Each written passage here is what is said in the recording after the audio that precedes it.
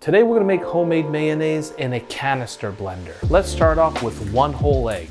Make sure the egg is at room temperature. 1 tablespoon of Dijon mustard, 1 tablespoon of white vinegar, some salt, and now we're gonna gradually put in the olive oil. We're gonna do 1/4 of a cup at a time for a total of 3/4 of a cup of olive oil. And let's start blending. 10. So at this point, you're gonna see your mayonnaise still looks quite watery. 1/4 cup of oil in there. Let's start blending.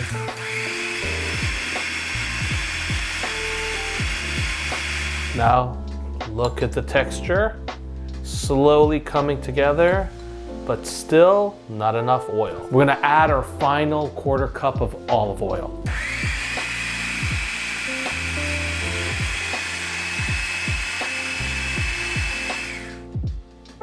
Let's have a look. There you have it, some homemade mayonnaise. If you enjoyed this recipe, please subscribe to my channel and check out these other great videos.